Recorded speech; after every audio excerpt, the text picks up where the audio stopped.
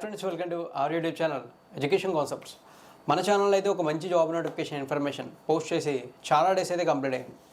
So ఇలా time అయితే తీసుకోవడానికి చాలా రీజన్స్ అయితే ఉన్నాయి. సో ఆ రీజన్స్ అన్ని పక్కన పెట్టి ఈ వీడియోలో అయితే మనం ఒక మంచి జాబ్ నోటిఫికేషన్ ఇన్ఫర్మేషన్ తెలుసుకుందాం. ఒకసారి మనం నోటిఫికేషన్ మెయిన్ డీటెయిల్స్లోకి వెళ్తే ఈ నోటిఫికేషన్ మనకి నేషనల్ ఇన్స్టిట్యూట్ ఆఫ్ ఓషనోగ్రఫీ నుంచి రావడం అయితే జరిగింది.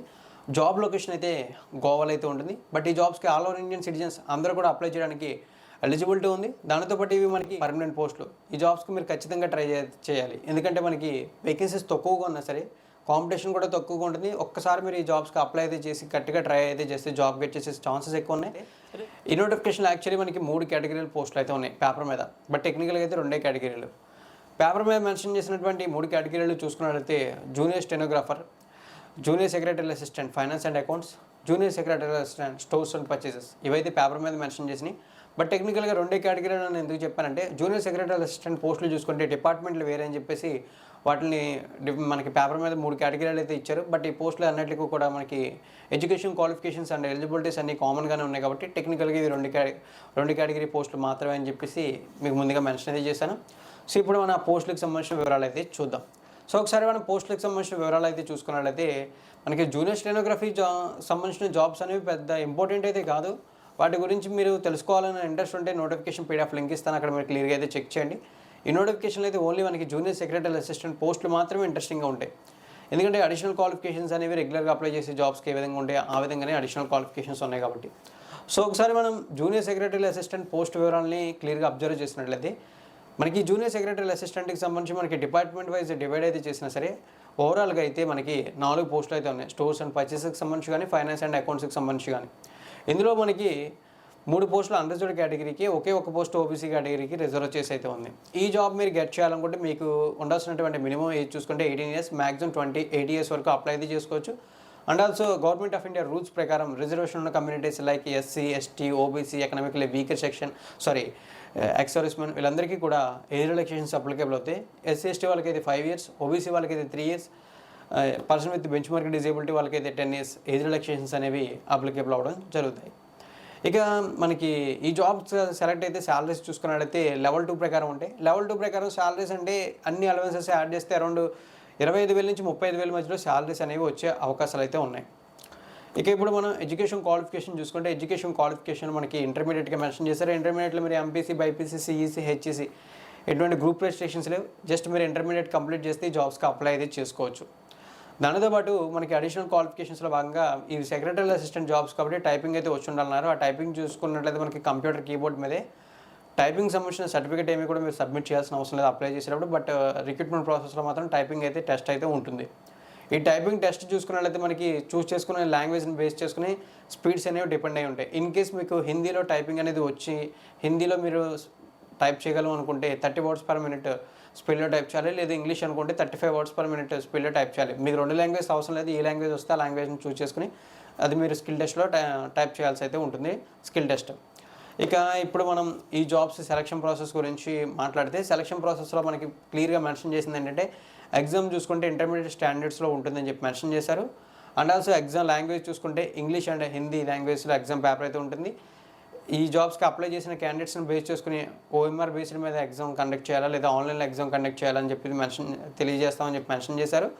అండ్ ఆల్సో ఇక్కడ మనం ఇచ్చే క్వశ్చన్స్ అన్నీ కూడా మల్టిపుల్ చాయిస్ బేస్డ్ క్వశ్చన్స్ అని కూడా క్లియర్గా మెన్షన్ చేయడం జరిగింది. ఇక సెలక్షన్ ప్రాసెస్లో మనకి ఎగ్జామ్ ప్యాటర్న్ చూసుకుంటే ఎగ్జామ్ ప్యాటర్న్లో మనకి మెన్షన్ చేసింది ఏంటంటే ఏదైతే జూనియర్ సెక్రటరీ అసిస్టెంట్ జాబ్స్ ఉన్నాయో వీటికి సంబంధించిన ఎగ్జామ్ పేపర్ని చూసుకున్నట్లయితే మనకి పేపర్ 1 అండ్ పేపర్ 2 అని చెప్పేసి 2 పేపర్స్కి మళ్ళీ డివైడ్ అయితే చేశారు. ఇందులో పేపర్ 1లో మెంటల్ ఎబిలిటీకి సంబంధించిన 100 క్వశ్చన్స్ ఉంటాయి.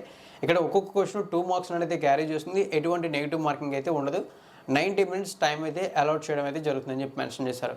ఇక నెక్స్ట్ మనకి పేపర్ 2లో చూసుకున్నట్లయితే మనకి 2 సెక్షన్స్ అయితే ఉంటాయి. ఇందులో ఒకటి చూసుకుంటే జనరల్ ఇంటెలిజెన్స్ కమ్ రీజనింగ్, రెండోది ఇంగ్లీష్ లాంగ్వేజ్. మనకి ఈచ్ సెక్షన్ 50 క్వశ్చన్స్తో అయితే ఉంటుంది. ఒక్కొక్క క్వశ్చన్ 3 marksని క్యారీ చేయడం వల్ల 150 marks అయితే ఉంటాయి ఈచ్ సెక్షన్కి సంబంధించి. అండ్ ఆల్సో నెగిటివ్ మార్కింగ్ కూడా 1 నెగిటివ్ మార్కింగ్ అనేది అప్లికేబుల్ అవుతుంది.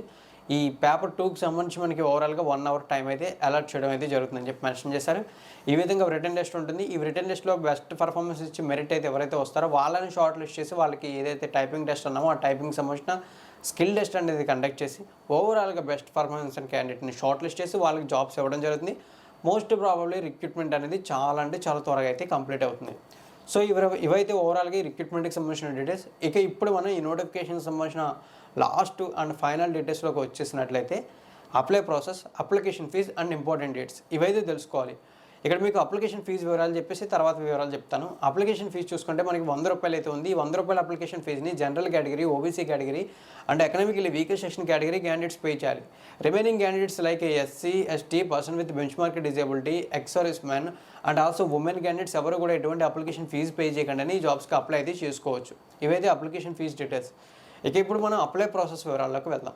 ఫ్రెండ్స్, యాక్చువల్లీ అప్లై ప్రాసెస్ అనేది చూసుకుంటే మీరు సెంట్రల్ గవర్నమెంట్ జాబ్ చూసుకొని లేదా private job, state government job ఏ జాబ్ చూసుకున్నా సరే first of all apply process అనేది అయితే ఆన్లైన్లో ఉంటుంది లేదా ఆఫ్లైన్లో ఉంటుంది. 2 స్టేజెస్లో అయితే ఉండదు. కొన్ని సెంట్రల్ గవర్నమెంట్ జాబ్స్ మాత్రమే 2 స్టేజెస్లో అప్లై ప్రాసెస్ని మెన్షన్ చేస్తారు.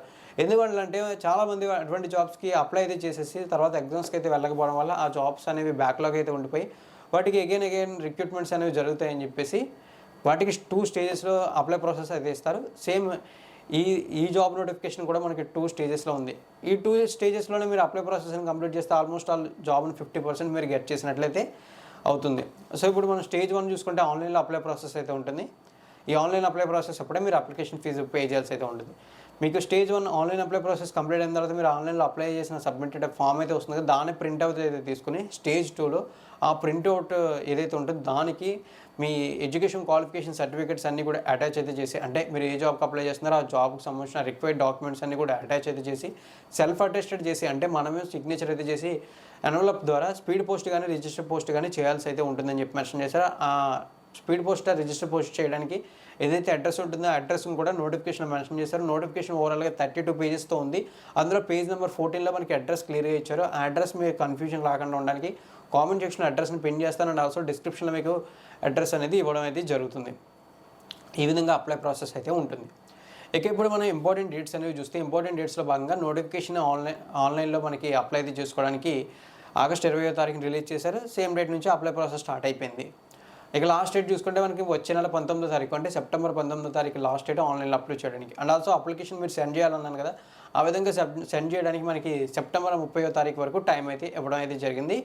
ఓవరాల్గా ఈ రిక్రూట్మెంట్ డీటెయిల్స్ అయితే ఇవి. ఇన్ కేస్ మీరు ఆన్లైన్లో అప్లై అయితే చేయాలనుకుంటే లింక్ అనేవి డిస్క్రిప్షన్లో ఉంటాయి. అండ్ ఆల్సో నోటిఫికేషన్ క్లియర్గా చెక్ చేయాలనుకుంటే నోటిఫికేషన్ పీడిఎఫ్ లింక్ కూడా మీకు డిస్క్రిప్షన్లో ఉంటుంది. మీకు ఏదైతే ఆఫ్లైన్లో అప్లికేషన్ సెండ్ చేయాల్సినటువంటి అడ్రస్ ఉందో ఆ అడ్రస్ని కూడా మీకు డిస్క్రిప్షన్లో పిన్ చేస్తాను. అండ్ ఆల్సో కామెంట్ సెక్షన్లో కూడా పిన్ అయితే చేస్తాను. ఓవరాల్గా రిక్రూట్మెంట్ డీటెయిల్స్ అయితే ఇవి.